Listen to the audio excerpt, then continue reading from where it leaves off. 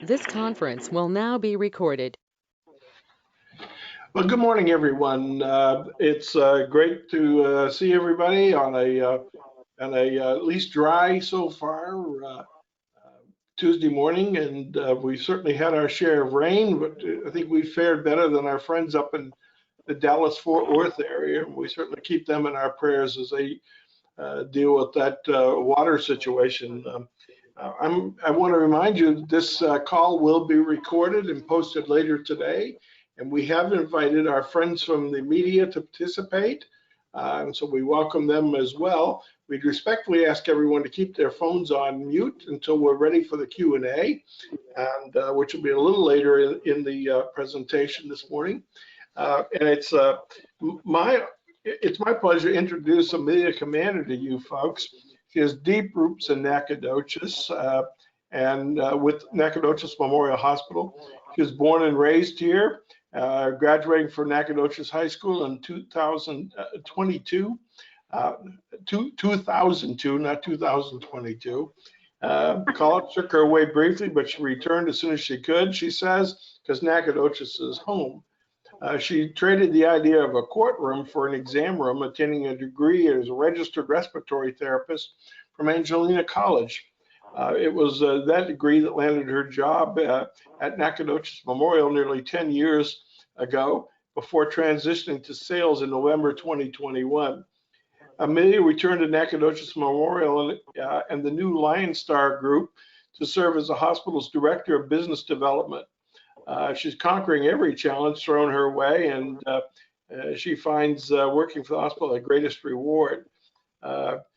When she's not serving her community, you'll find Amelia reveling in family. She and her husband Matt have 3 children: Tristan, Annalise, and Grayson. And there's a fourth personality in the house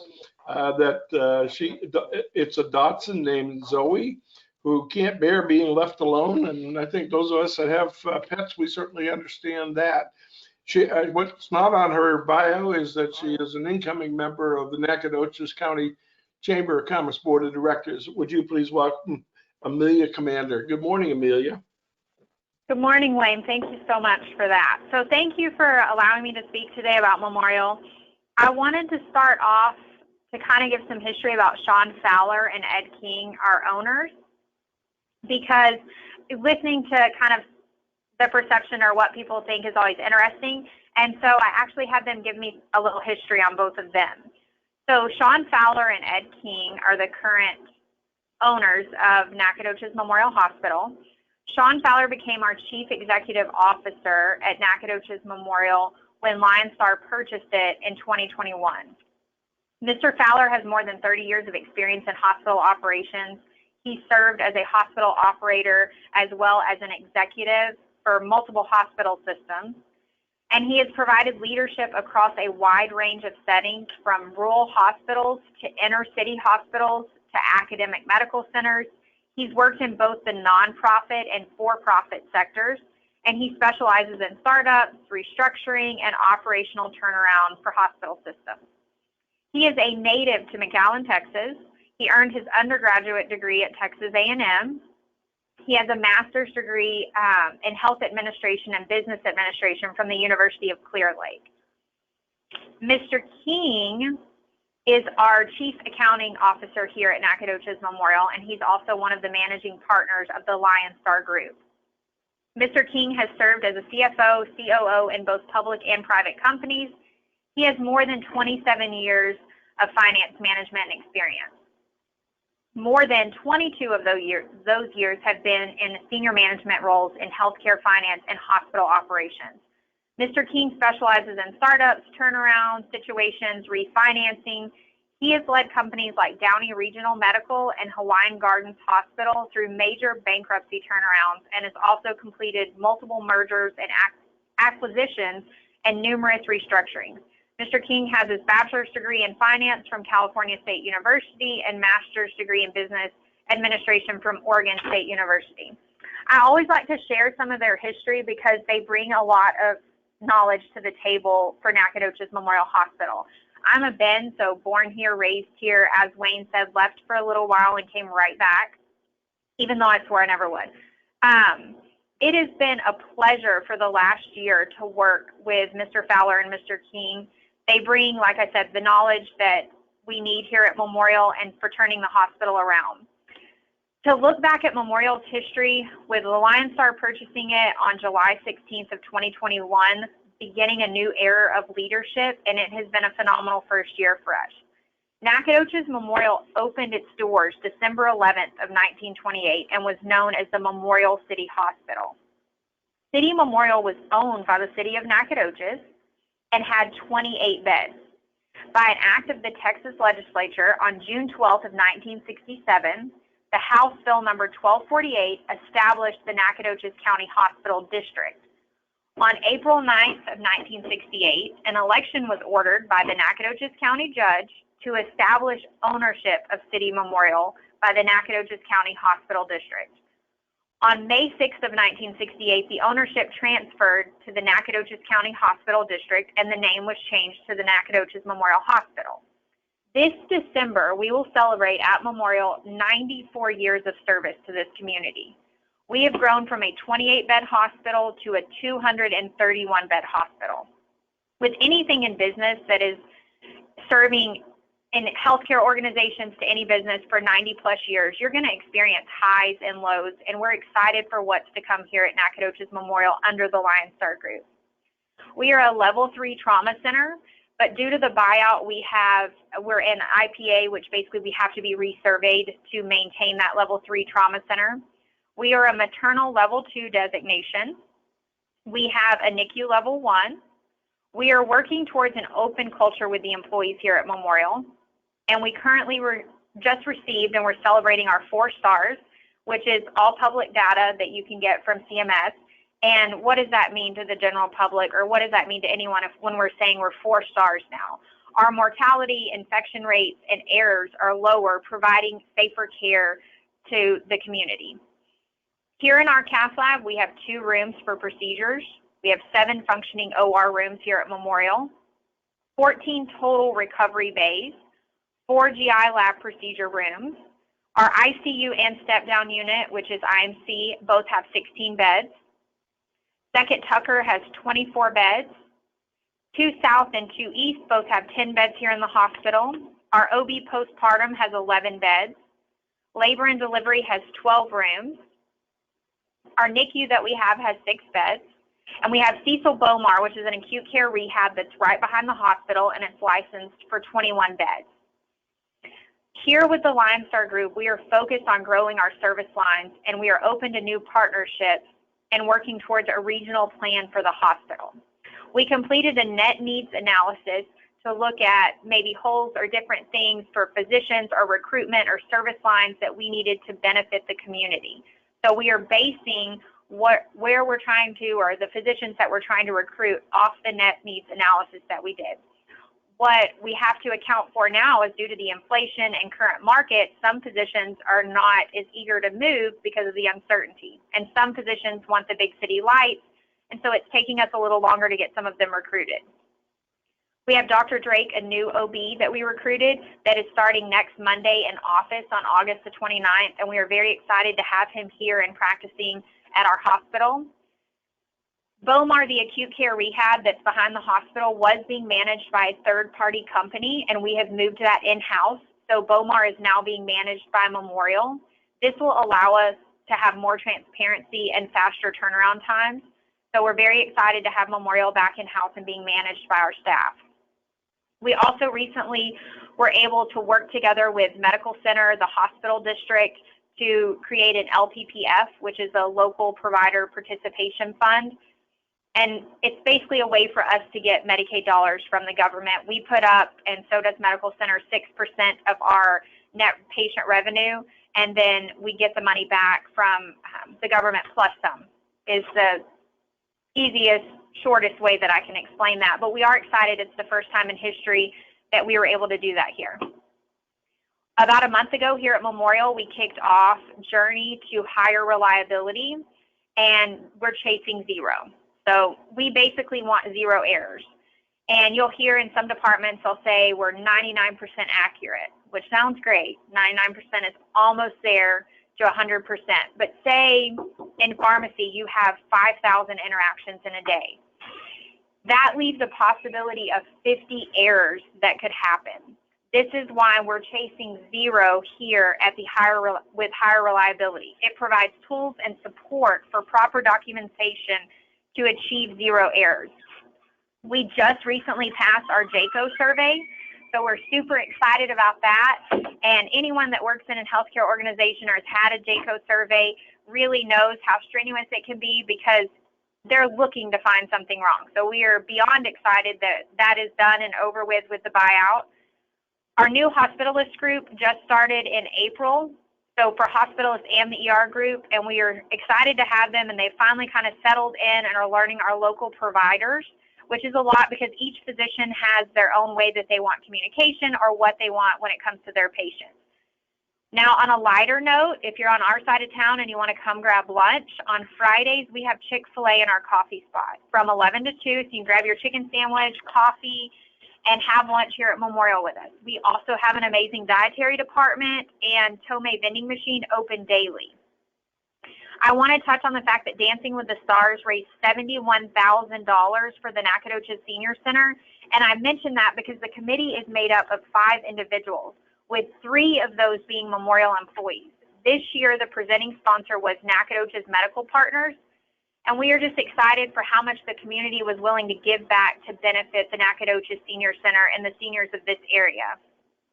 So I want to thank you again for this opportunity, but I also want to let you know that everyone here at Memorial is working diligently to serve our community and provide the best care possible. We strive to treat everyone that walks through our doors as they are our loved ones, and know that every decision that we make here at Memorial is thought through and being made to benefit this community and bring Memorial back to being a pillar in the healthcare community. I want to thank you again for this opportunity and remind you to not forget about our Alive After 5 this Friday, 5:30 in our lobby. We will have Tomei Catering, R&K, an amazing dessert table provided by our dietary department, which if you're like me, dessert is my favorite entree. So that is all the fun and updating things that I have from Memorial. Amelia, thank you very much for that. I did have a couple of questions. First of all, we had a couple of inquiries here at the chamber. Is it going to be indoors on Thursday night? This Thursday, it is going to be here in the main lobby. So right off Mound Street, it's going to be in the glass. You'll come through the glass doors, and it'll all be set up right there in the entrance. And if I said Friday, I meant Thursday. It's this Thursday. Yes, Thursday the 26th at 5:30 p.m. And it's going to be a real enjoyable event. And any questions of Amelia? Well, it looks like you answered all of them. That's great news. Well, first of all, I want to thank you and the folks at Memorial, Nacogdoches Memorial Hospital for the great services you provide. Just one question that I have is there a lot of collaboration between the 2 medical centers here in Nacogdoches?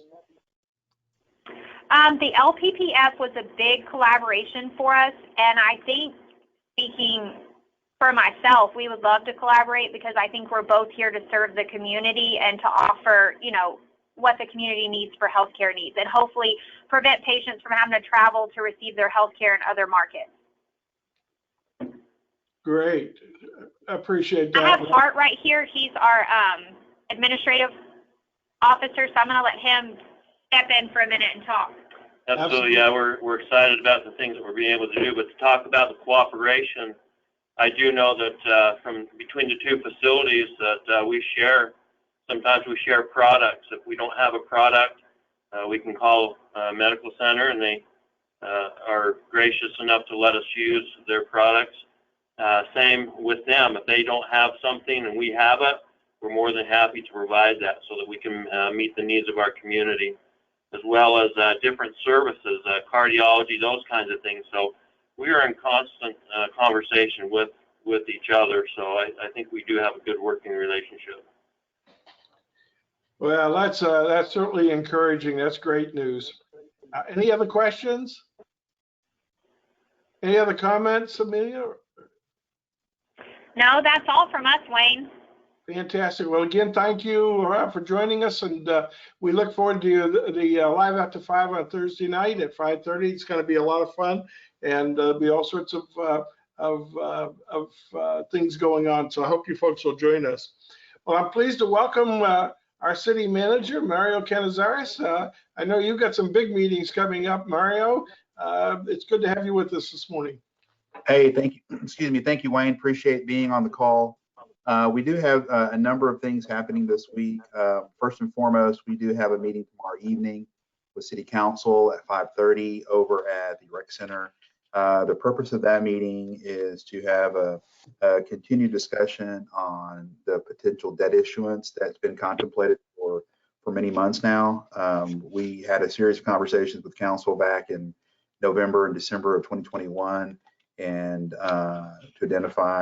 we identified multiples of millions of dollars of deferred maintenance throughout our community, and so council asked us to come back to them and later in 2022 to kind of bring back some packages, some decision packages that could be much more manageable and financed. And so we did that in April, and based on the input that we had received, the decision was to move forward with the certificates of obligation issuance for a central fire station, which would basically merge two stations into one, some parks restrooms, parks playground, doing some repairs and renovations and repairs to storm sewer, and then finally doing some additional streets that we sorely needed to do. In essence, that came out to about $20 million. And so the reason why we're having the conversation with council again is we're in the middle of our budget process. And so setting that tax rate we're in that season. And so really what we're trying to do is get a good understanding from the city council. Do we want to proceed with these projects or don't we? So we've got a series of discussions for tomorrow. We're asking them to basically tell us, do you want us to proceed or not proceed with these projects, and depending on what they want to do would set the tax rate. We're also be covering the overall operating budget next year, the proposed operating budget for fiscal year 22-23 as well. And again, just a workshop item to discuss it with them to see if there's any other input that they need or direction they would like to give for staff. So that's kind of tomorrow. So it's a fully loaded meeting. I suspect we'll have a good sized crowd. I know there's been a lot of conversations in the community about these projects. And so would be happy to discuss it again with council tomorrow and hopefully shed some light on the thoughts of these projects. Later in the week on Thursday, we have some focus groups along with a public input meeting that's going to be held at the new CTE facility on NISD's campus, or at the high school campus, to discuss, get some input from the community on our strategic plans that we've been embarking upon, the downtown master plan, the comprehensive land use plan. So it's a busy week. We've got focus groups scheduled on Thursday during the day, public input meetings that evening, and then a visioning session on that Friday. So this week's pretty busy, chock full of city business. And then we take a week off, thank goodness, for the remainder of August. I mean that tongue in cheek with city council. And then we get going again right after Labor Day, on that day after Labor Day with city council, as we reinitiate the budget process and hopefully get to a conclusion with them on September the 13th. And so a lot of activity happening here at City Hall, and looking forward to being able to experience the CTE facility and hopefully allow the community to see that and showcase that really nice facility. I think it'll accommodate the audience that we'll have this coming Thursday. And with that, I'll be happy to answer any questions. Any questions of the city manager? Mario, at what point do you think the council will make a final recommendation on the issuance of the certificates? Well, we kind of need to know, Wayne. Really, we're hoping that tomorrow. I'm getting my dates off because I'm used to meeting on Tuesdays. That tomorrow night they give us the go ahead. It's kind of go or no go on these projects. So really the premise is that do you want to do one, some, or none? or all. So we're just trying to understand what their pleasure is, so that we can work with our financial advisors to set the tax rate. And now I know also too, there's a petition going around the community to stop this, and so we also know that that's kind of in works too. So that may happen, and so no matter, regardless if council sets the direction to proceed on any of these projects or all of these projects, we know that petition could trump that decision because of the will of those who signed the petition. And so, but we're going through this process and really kind of seeing what the council wants to do at the end of the day. Thank you. Any other questions of the city manager? Well, Mario, if there's anything obviously that we as constituents can do to help the city, let us know. We're certainly stand ready. We're all partners in your progress. Right, and I also forgot to mention too, I believe, are we still scheduled, Wayne, for me to come and basically present almost like a mirror image of what's being presented tomorrow to the chamber board? Okay, so we'll be doing that, I believe, 8 o'clock on Friday morning, right? Yes, sir, you are, and we look forward to meeting with you and your colleagues from the city. Great, we're looking forward to it. Thank you all, appreciate it. Great. Thank you, Mario, appreciate that. It's my pleasure to welcome Misty Wilbur from the SFA and Communications Department. Good morning, Misty. Good morning, Wade, and good morning to everybody on the call. As y'all have likely noticed, the students are back. It's really exciting to see so many students back on the SFA campus and to see campus back at, running full capacity. It's really exciting to see. We are in the middle of weeks of welcome, so we definitely have seen quite a few lost students around campus. So if you see them lost around town, make sure you give them a nice Nacogdoches welcome and help make sure that they know where they're going. So we really appreciate everybody in the community helping with the students. So I think that is kind of our big update right now, just kind of getting settled into the new semester. So if anybody has any questions, I'm happy to entertain those though. Misty, I don't have a question, but I do have a comment. There's nothing more entertaining to me than going to the move-in weekend to Walmart and watch the parents struggle with the children when they're trying to purchase their purple microwaves, and they're negotiating what could or should be in those dorm rooms. I agree. Unbelievable this weekend, and then to watch the actual move-in on Saturday afternoon was really fun. I had my grandson; he was blown away by it. So we have actually a very large freshman class living on campus this semester, which is super exciting to see after having, to move some of those kiddos off of campus because of COVID in the past. And if anybody questions the value of SFA to this community, they didn't visit a restaurant or a hotel this weekend, I'll tell you that, because they were all packed. It was amazing to me how much the commerce ticked up this weekend. Great job. Any other questions of Misty? Comments? Well, thank you, Misty. I do want to remind you that Dr. Westbrook will be our exit issue speaker on Thursday morning at 7:30 a.m. at the Fredonia Hotel and Convention Center, and I suspect he'll probably address the current situation as it relates to the possible affiliation. So I would respectfully encourage all of you folks on this call to consider attending that as well. Thank you, Misty, very much. Of course, and actually I can go ahead and drop a link in the chat for where community stakeholders can put in their information, questions, comments about system affiliations. We welcome those from outside the institution as well. So I'll drop that in the chat here shortly. Fantastic. Well, I appreciate that. So I did see that the president and CEO of Nacogdoches Economic Development Corporation was on briefly. I don't know if Larissa Philpott Brown is still with us. If not, I did see Casey Foster is on. Good morning, Casey. Good morning. Yes, Larissa had to step off. Just reporting on behalf of NEDCO. Things are going really well. We kind of see some pickup from summer, and now that school is back in session, everyone's back from vacations and things like that. So we have a lot of exciting things coming, and you'll be seeing us soon.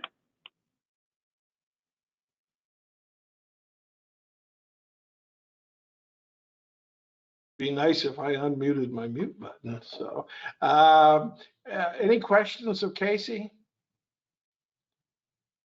If not, I don't believe that Nancy Wyndham has been able to join us here today, but I'm pleased to see the Executive Director of Visit Nacogdoches, my esteemed colleague, Sherry Morgan, with us. Good morning, Sherry. Good morning, Wayne. Good morning, friends. Things here at the Charles Bright Visitor Center, Visit Nacogdoches, are going swimmingly. Things are going really, really great for us. We received our Smith Travel Research Report findings for the month of July, and hotel occupancy was up for the first time in several months. So we were happy to see that. We're closing out our fiscal year. So our new fiscal year will start October 1. So we're finishing out some things. Our last event of this year is actually a Main Street event that we are promoting, but it's the Old Town Big Rig Showdown, and it'll take place September 16th and 17th in our beautiful red brick downtown. So it's going to be 2 days where people can come into the downtown area and down into Festival Park. There's going to be live music. You can look at these decked out tractor trailer trucks, and they'll have lights on them, and they'll be all tricked out. So that should be a lot of fun, and I hope everybody comes down. I think this whole community, programming wise, they're reaching hard down deep to find unique events to bring to this community, and these event planners specifically have been such a tremendous joy to work with. They are a nonprofit 501c3. They are raising money and donating a large portion of their profits to the old OUB for their elevator project and other things to help update that beautiful structure for us. And then the Boys and Girls Club will also benefit from some of those proceeds. So it's going to be important for our community and also a lot of fun. So I encourage you all to come down for that. The board met several months back and decided, we really looked at the prices for things that we offer for sale, and we've been able to keep our t-shirts and caps at the same price. We are going to be increasing the price of the engraved bricks. Those are a really popular item currently, and through the month of September, they will remain at $50. But starting October 1, the price for those will be going up to $75. So if you've been on the bench about whether or not to purchase a brick, or maybe you're thinking of gift giving for the holiday season, you can capitalize on some savings through the month of September. You just get to come here and visit with Mike Bay, and he'll get you all set up on that.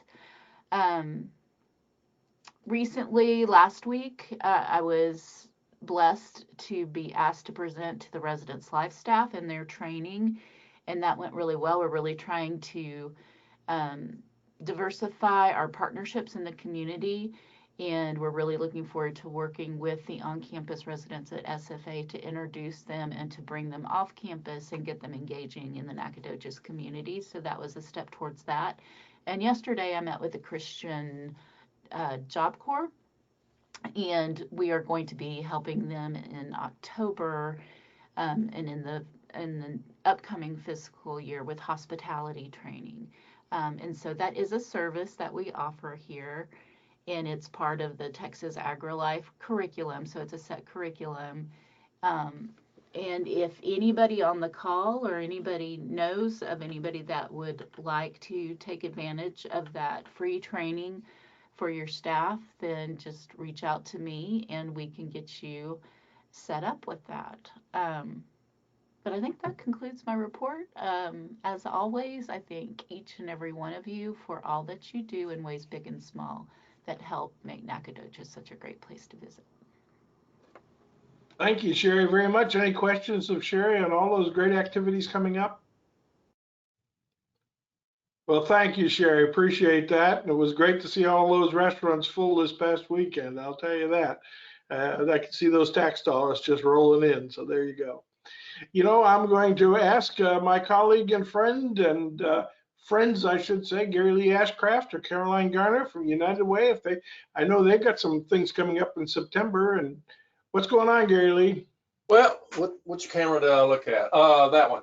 We do. We've got our campaign kickoff for 1923 coming up September the 13th. It's at Bonita Creek. That's a Tuesday evening. It starts at 5:30.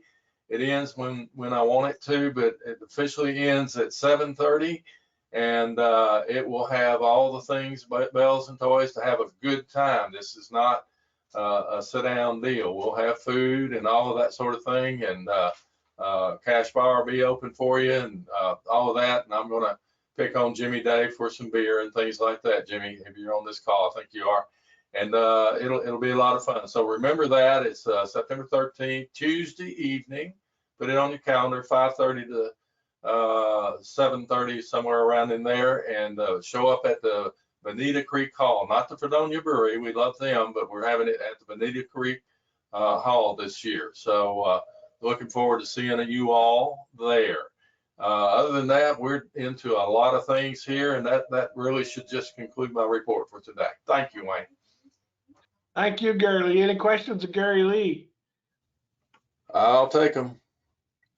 Well, thank you, Gary Lee, and we look forward to the kickoff coming in. We'll make sure we get it on the chamber publications coming right up here.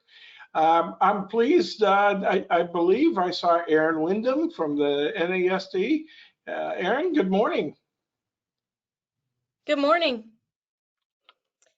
I am here on behalf of NISD to say school has started, and we're welcoming all the children back. It's been a busy day yesterday. Les got some adorable pictures, and he's tending to things back to school, all things back to school right now as the chief communications officer, so he can't be on the call, but the desks are full and the brains are filling. Well, that's great to hear. And my understanding, I had a very delicate conversation with my wife this morning when I realized on Friday night, the first official football game, Nacogdoches is playing Palestine High School. And I've got youngsters at that high school in Palestine. So we had a very sensitive discussion of which side we sit on Friday night. Any suggestions? Hey, we're just glad for you to come out, whatever side you decide to sit on. You're always a politician, always a politician.